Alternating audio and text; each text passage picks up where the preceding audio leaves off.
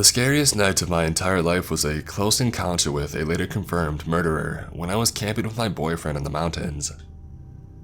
It ended with us running for our lives down the mountain in the pitch black, clutching knives and a hammer for self-protection.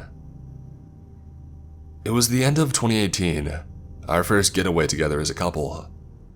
We went to the Appalachian Trail in Virginia. We were naive. We thought it would be more romantic to camp out as far off the beaten track as possible. We walked really far into the wilderness and got to a spot where nobody passed us all afternoon. We were making s'mores over the campfire after it had just got dark. It was twilight. All of a sudden, my boyfriend saw a man approaching us slowly. He was creeping up on us.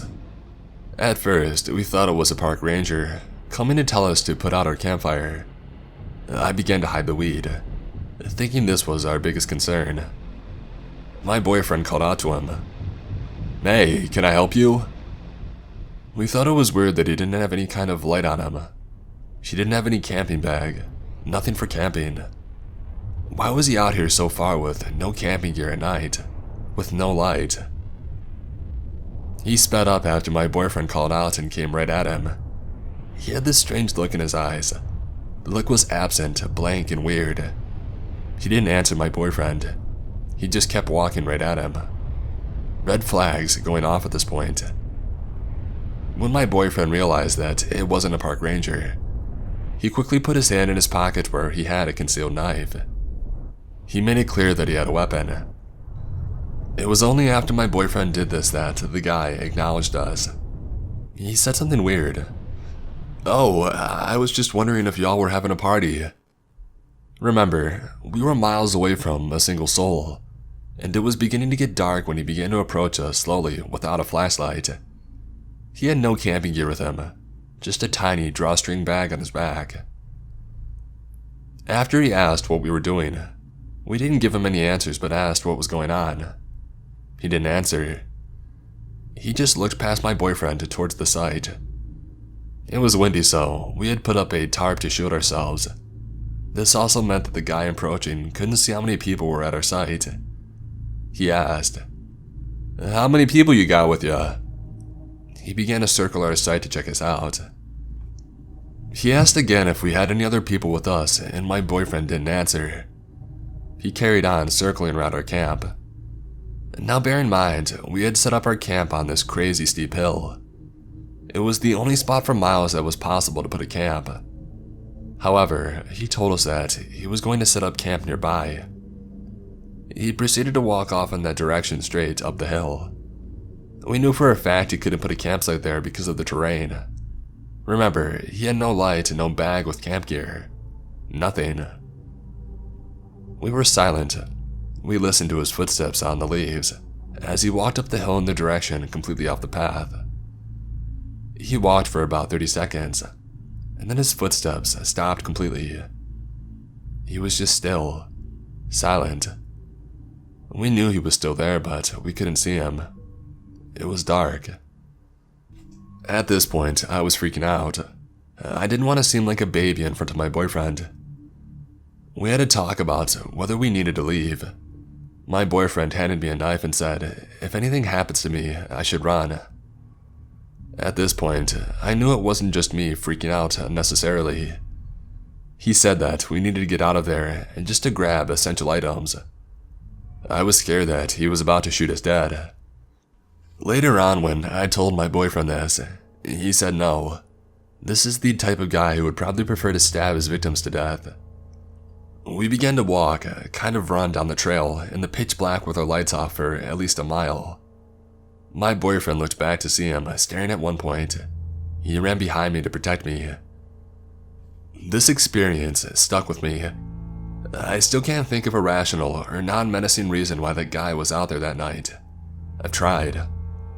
Now this was the end of 2018, but my boyfriend, now husband, and I were remembering it last night. I decided to type in Google if there had been any murders in the same place around the same time. And there was. A few months after our incident on the same trail, an unhinged man with crazy eyes approached some hikers at twilight as it was getting dark. he behaved in a deranged and aggressive manner before stabbing a man to death with a 17-inch knife. A woman he was with ran for her life down the trail. Finally, she raised her hands in surrender, and he began to stab her. Somehow, she managed to get away. The killer carried on wandering the trail and shouted out to other campers to give him a flashlight. They didn't, thank goodness. All of these details are the same as the guy who approached us.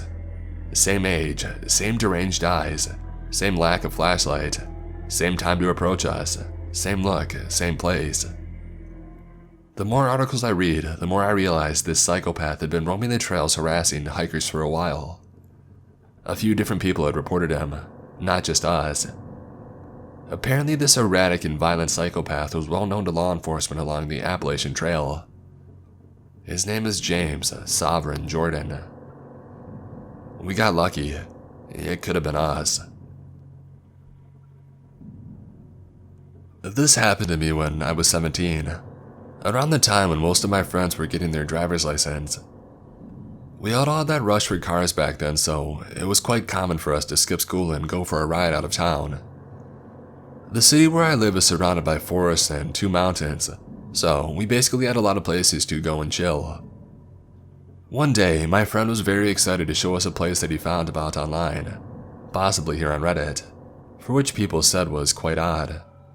We looked it up and apparently it had a reputation for being a paranormal site. Being the typical group of teens, we collectively agreed to check it out as soon as we could, including me, who more or less believes in spiritual stuff. Going up the mountain, we were listening to the radio until we lost the station to static, which for obvious reasons is what the radio does when you go deep into the woods. This entire experience was happening during a summer night, so we were feeling pretty careless and as excited as a person can be.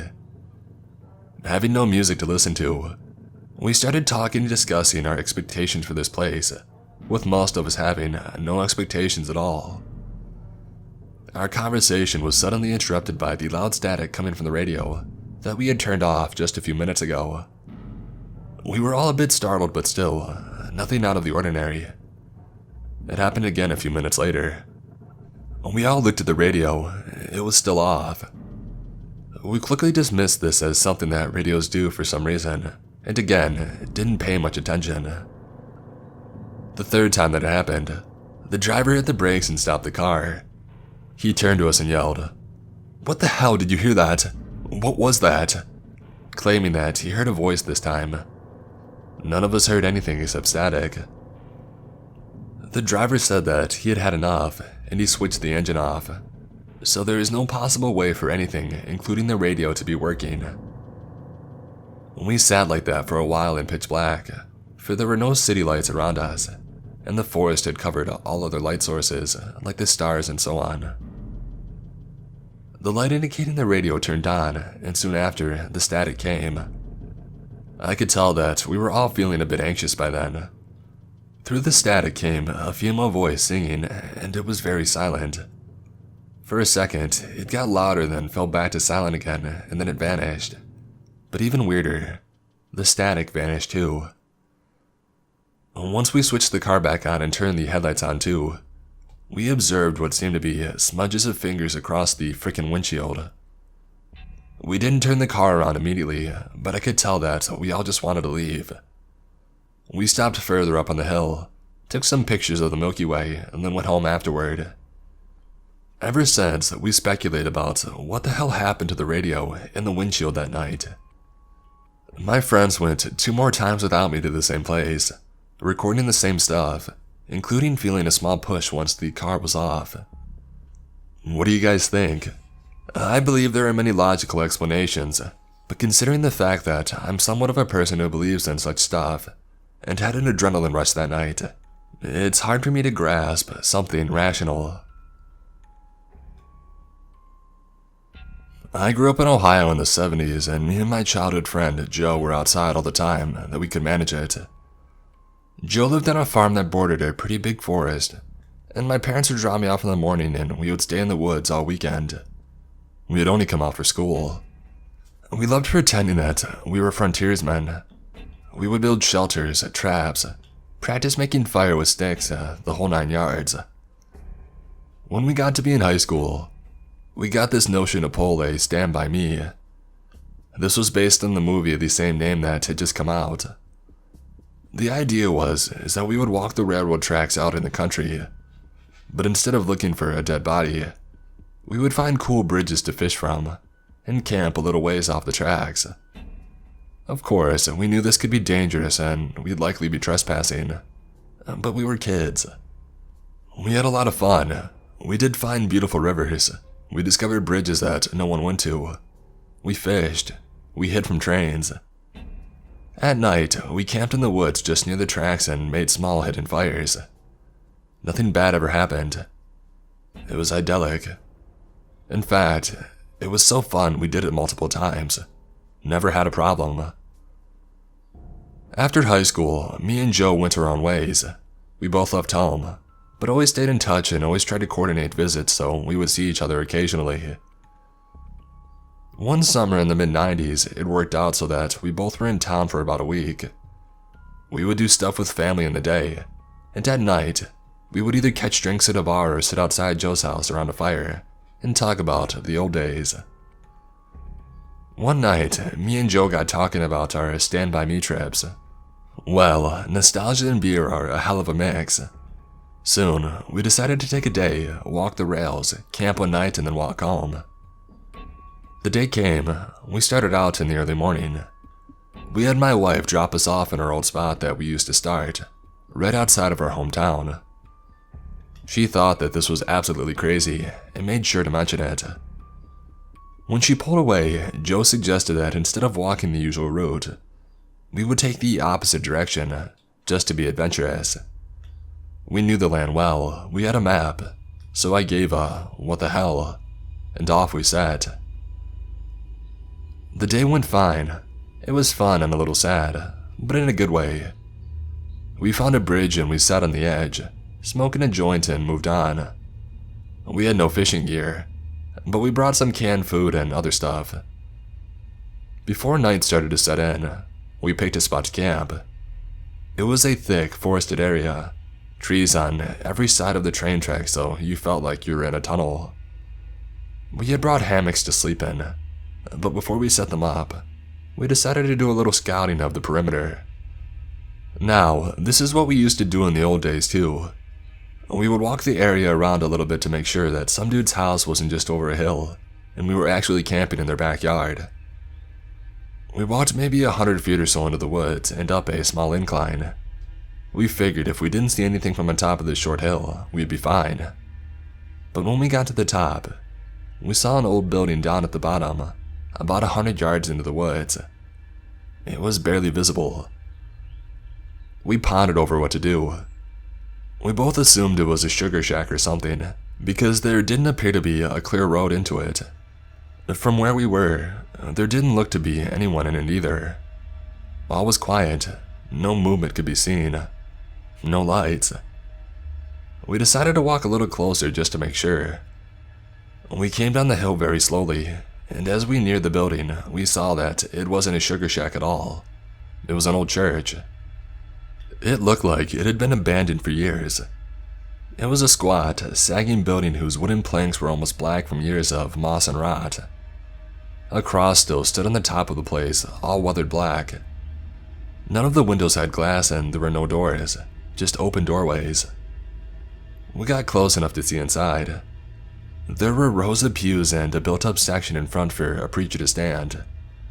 We didn't go all the way in. We didn't want to. Beyond all that, there was no sign of anyone else. No footprints, no paths, and no roads. It was an abandoned church. We left immediately and went back up the hill to the spot that we had picked to camp.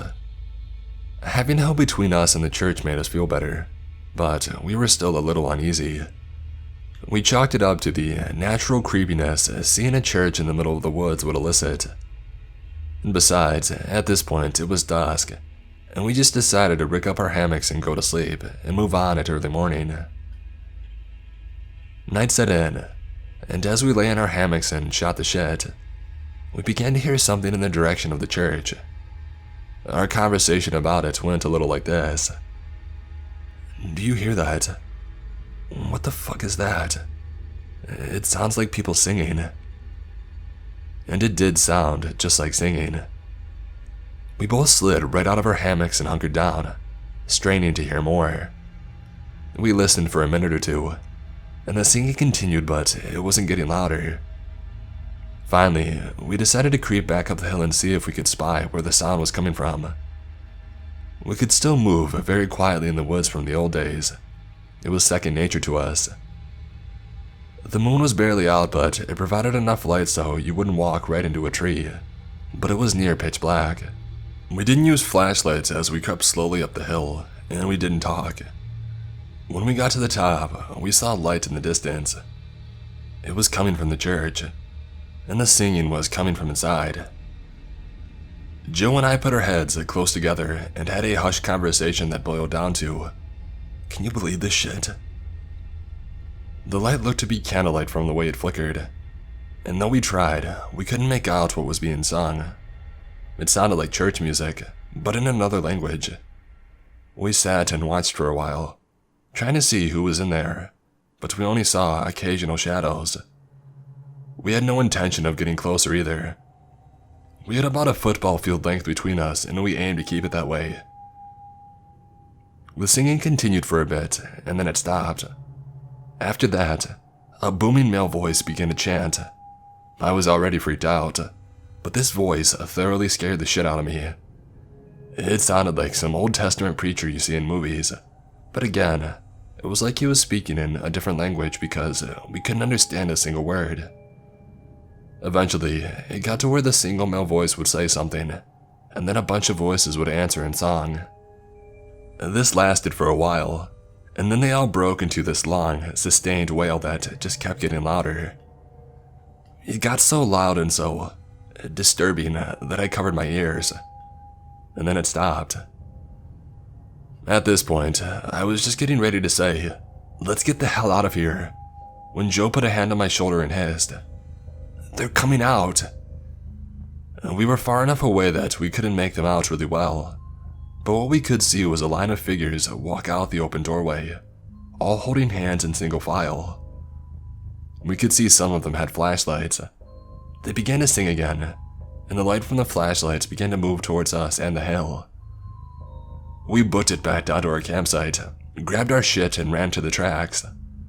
Once there, we ran down the tracks in the direction that we had come from. After a few minutes, we stopped and looked back. We saw lights coming down the hill. They were moving erratically like whoever was holding them was shaking them. We continued to run in spurts and walk as fast as we could. We eventually stopped seeing the lights and came to a road. By our map, we knew a small town was about 15 minutes down it, and we walked there, got to a 24-hour gas station and called my wife to come get us. My wife and other friends all just thought it was kids messing around, but I heard those voices and they sure as hell didn't sound like kids to me.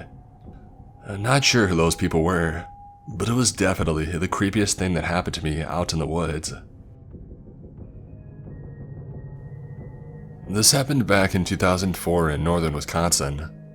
I was 16 at the time and out deer hunting with my dad and a friend of his, Frank. I remember this day like it was yesterday. The dialogue isn't word for word, but the idea of it is 100% accurate.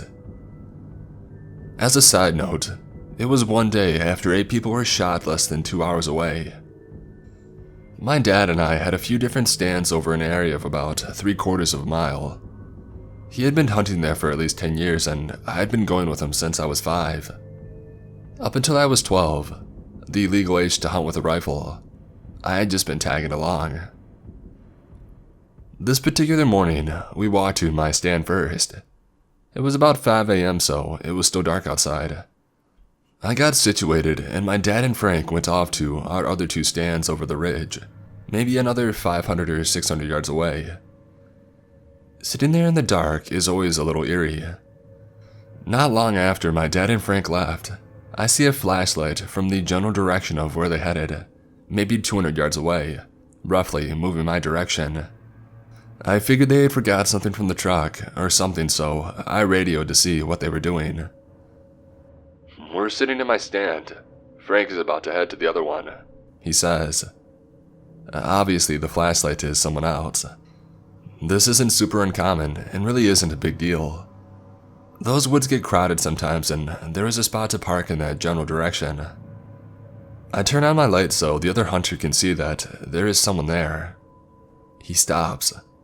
I see the light turn and go in a different direction. No big deal. I end up dozing off while it's still dark out. When I wake up, the sun is up and it's around 8 a.m. I sit there for a bit, radio my dad to see if he has heard or seen anything move. Nothing yet. A couple gunshots off in the distance is all.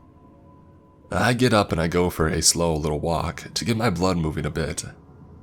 Not far, maybe 30 yards out and back, trying not to make a sound. I come back to my stand, sit down and take a real good look around. Nothing really going on. I finally look out to my left, where I had seen the flashlight before, and I see orange. For anyone unfamiliar, hunters have to wear blaze orange during gun season. I radio my dad and Frank to see if either one of them were moving around. Dad says no. I hear nothing from Frank. I grab the binoculars out of my backpack to see if it's Frank. It's definitely not. This guy is looking at me through his scope, rifle aimed directly at me. This is a huge no-no. Massive rule we all learn in hunter's education. Never point your rifle at something you don't intend to shoot. Dumb people still do it though. It's few and far between, but it happens. This is why normal people use binoculars. My first thought is, what a freaking dickbag. Thing is, even with me looking at him, he doesn't put his gun down. Now I'm starting to panic, thinking I'm going to be the next hunting murder victim. I slowly grab my rifle, get up, staying behind as many trees as I can, and walk down a little path to the side of my stand. My stand was on this kind of little knoll on the side of a much larger hill. I radio my dad and tell him what's up. He tells me to sit tight and stay out of sight. Obviously, as a 16-year-old, I couldn't do that and I had to keep looking. But every time I looked at the guy, he was still aiming in my direction, but was also standing in a different spot. Like I would look, go back to hiding, look again, and he would be 30 yards from where he was the last time. About 10 minutes of this goes by when my dad radios me. How you doing, bud? Looking back, he was very obviously trying to keep me calm. At the time, I thought he just wasn't taking me seriously. He's still there, but he keeps moving. I don't know what his problem is. Dad told me to just keep hidden and he'll figure it out. That he'll be coming up near me in a minute or two. And that's when I hear the shot. I lost my shit trying to get a hold of my dad. Did he just get shot? Where the hell is he? Did he have to shoot the guy? What is going on? I sit there for maybe 2 to 3 minutes that felt like hours. Alright, come on out and head towards my stand. I peek up over the little knoll I was behind and see my dad waving from along the ridge the random guy had been on. I make the trek on over to him to see what had happened. It turns out that Frank was feeling a little restless and took a little stroll and ended up on the other side of that particular ridge the stranger was on, not knowing that he was there. He had knocked his radio battery loose while he was getting situated earlier in the morning, and had no idea anything was even going on. The shot I heard was actually Frank shooting a deer. Dad said as soon as Frank shot, the guy walked off away from us towards the logging road. We helped Frank out with his deer and decided to call it an early day. Although I was extremely nervous, the rest of the week went on with no incidents. When my cousin and I were younger, we spent a great deal of time together. We would get into all sorts of mischief, as boys do. I was staying over at my aunt and uncle's visiting my cousin one weekend when we came across something that, at the time, we didn't think to bring up to anyone older and smarter than we were.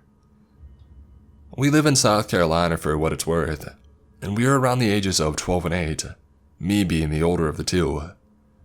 The area around my aunt and uncle's house had some small, densely wooded areas, but overall, the area isn't anything I would consider rural. We decided to explore an area of woods across from my aunt and uncle's house, a spot that we hadn't really explored much of. Not too far from the road, we came across an old house.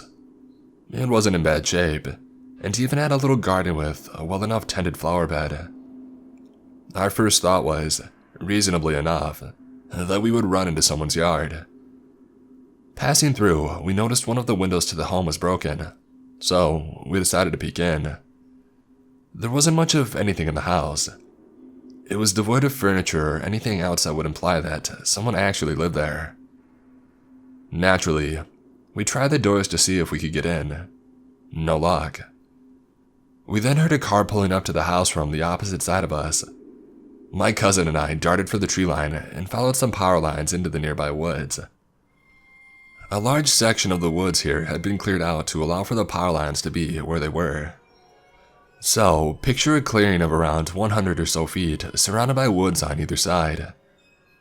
After following the power lines for quite a bit, we got hit by the unmistakable smell of something dead. We kept on and noticed a wooden tower standing off the side through the woods a bit. We excitedly hurried to investigate it. On the way, we found a dead dog. That would explain the smell, and it wasn't too unusual. And then we found another and another. Surrounding the entire stand were the corpses of dead dogs. It had to be over 30 carcasses. They were all in varying states of decay. Some seemed only a few days old. Some were nothing but bones. We were alarmed but still dumb kids and wanted to climb to the top, so we did. At the top, we found even more dog carcasses. So, process this. Not only were there bodies of dead dogs surrounding this tower stand, someone had put forth the effort to drag them some 30 feet up a slim ladder to the top. Unsettled, we made our way back to my aunt and uncle's after that. We never mentioned it to anyone, or at least I never did. Thinking back on it 15 years later, we definitely should have said something. I've tried looking up similar things in the area, but I haven't had any luck. We never went back there after finding that horrible scene. I also wouldn't conclude that the house we found or the person that showed up there are in any way related to the tower stand. That's just how our story began. I went to summer camp in a rural part of New Jersey back in the mid-1990s. The camp was situated on a long, narrow, man-made lake. One end of the lake was reserved for swimming, which we would do as a group activity every other day or so. The swimming area had one long dock stretching straight out into the water, and two square floating docks further out. One of the two floating docks was a bit far away, and although I had spent a few summers at this camp at the time of the incident, I had never seen anyone else using the second dock. One day, our group of about a dozen 11-year-olds got the bright idea that we were going to swim out to the faraway dock. I would consider this to be a moderate challenge for a casual swimmer. When we reached the dock, I noticed a strange-looking spider on the ladder that you had to use to climb up. It was quite large in terms of overall footprint, probably around 2 inches from end to end, with long, skinny legs. Spiders, of course, are normal critters to encounter in nature, but this one stood out to me because of its unusual appearance. After the long swim, we took a few minutes to lie on the dock and rest in the sun. It was relaxing and we were all having a good time. We started messing around and decided to play one of our regular games where we would all shuffle towards the corner of the dock, causing it to sink. As the corner of the dock started to sink and fill with water, suddenly hundreds of giant spiders came frantically pouring out from between the boards, swarming over and around the feet of those of us who were still standing on dry ground. This dock was theirs apparently. We all immediately began to scream and jump into the water trying to get away, but the spiders were in the water too, and stuck to us as we swam. I vividly remember the feeling of them clinging to my wet hair, fleshy bodies and long squirming legs, hopelessly intertwined with my own strands. Adrenaline propelled us back into the main part of the swimming area, and by the time we got there, thankfully we were spider-free. But this is a childhood trauma that lingers with me. I hadn't really been afraid of spiders before, but I would say that this was a major turning point. thought of us lying on the dock in the sun, completely oblivious to the horror that was lurking just inches beneath us. It creeps me out to this day. I posted this as a comment in a different thread, and it made me think of this. Brought back the memory of this awful camping experience, and also why we don't camp outside of well-populated campgrounds anymore. The woods are safe. It's the people that you have to worry about. The one instance that I will never forget, though, was a man that just showed up at our group camping site, also miles away from any actual campground, and watched us behind different trees from a distance.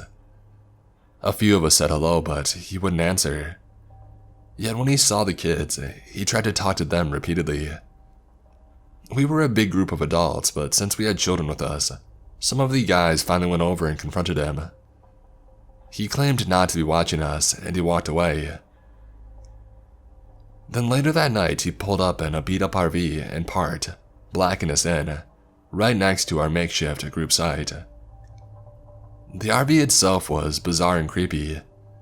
He had children's underwear in the dash, toys and junk piled up, and so on. It was getting dark and we were all around the fire when he suddenly walks up and stands in our little circle.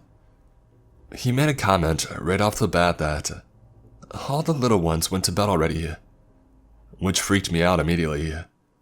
The guys asked him to leave semi-nicely, not knowing what his deal was. About a half hour later, I could see him standing off behind the tree smoking. I couldn't see him, but I saw the end of his cigarette. He just watched and chain-smoked. It was unnerving.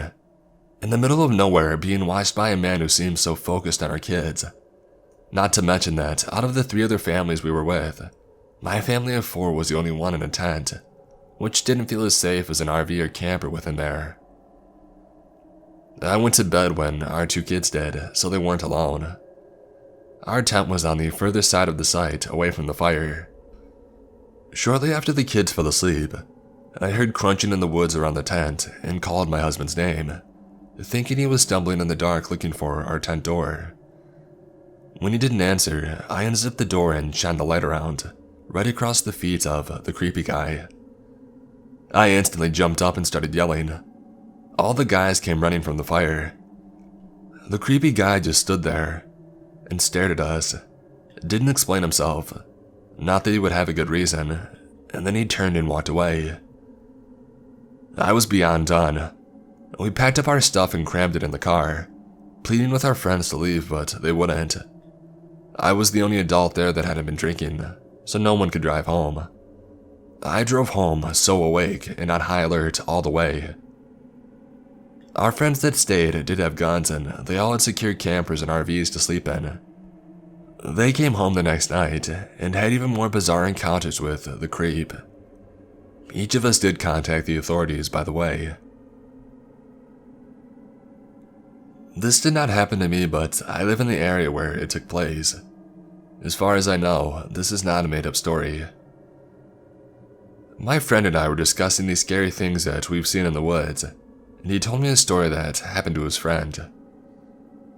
This guy was with 5 of his friends who were spending a few days in a cabin hunting and trapping. They were not drunk, but they had a few beers to unwind one night. So, one of them goes out to the outhouse to go to the bathroom, and he swears that off in the woods, he hears the faint sound of a drum beating. He finishes in the outhouse and goes into the cabin to tell his friends to come out and check out the sound. They all grab their rifles and walk out of the ridge their cabin was on, and down the hollow behind it and back up the other side. It was a pretty rocky area, so the sound traveled far, and they could tell that just over the hill was where the sound was coming from.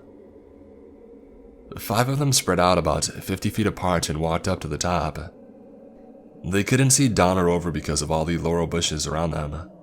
So, the 5 of them waited, and one went to sneak down to see what it was.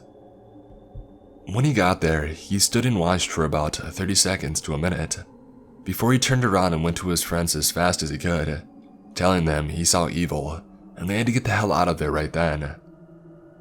All he would tell them is that he saw a bunch of naked men and women dancing around in a circle chanting something in a foreign language. He never told them about everything he saw. The guy who told my friend this story was one of the guys who hung back, and he didn't see what happened. Whatever it was, I'm glad we didn't stay there much longer. I went to college in Moorhead, Kentucky, and this was back in 2017, I think. There are these old mining caves called the Mushroom Mines, and they aren't in use anymore, but it was a hotspot for spooks and exploring. People always say crazy stuff goes down there, like rituals and so on, but I only believe the occasional drug deal or something.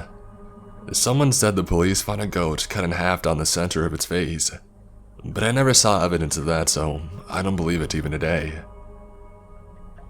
Me, my friend Teddy, and my boyfriend at the time decided to go to the caves around 2 or 3 p.m. one afternoon after class.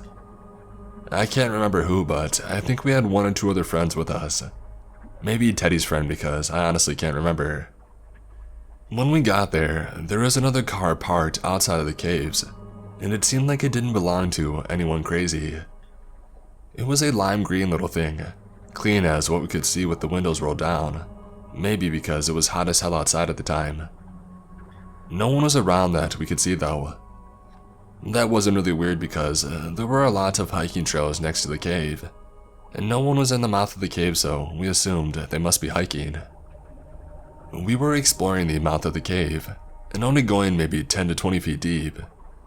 This was because if you've ever been to a mine or deep cave before that isn't in use, you know it's pitch freaking black and it's cold. We did have flashlights, but we still weren't trying to go a mile in or anything. All of a sudden, Teddy just asked us, "Did you guys see that?" This immediately sent chills down my spine, and I think he was just trying to scare us. My boyfriend goes to where he's standing and asks what he saw. As Teddy is explaining that he thinks he saw a small light come on down the cave, way deeper down. A small light clicks on way further than we are down the cave, as if reacting to his acknowledgement. It was a light from a flashlight. It clicks back off and we take a second, and we get the hell out of there. So guys, I don't know what to think of this all. They didn't have their light on when we first showed up, so they were what?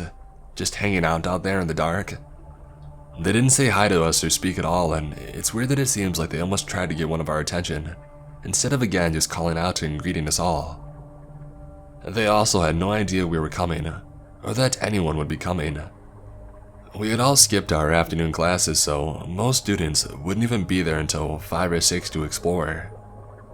Please tell me what you all think. I haven't gone back since. Obviously, I don't think it was a monster or a ghost, but if anything, people freak me out more. Especially ones who hang out in old mines alone with no light.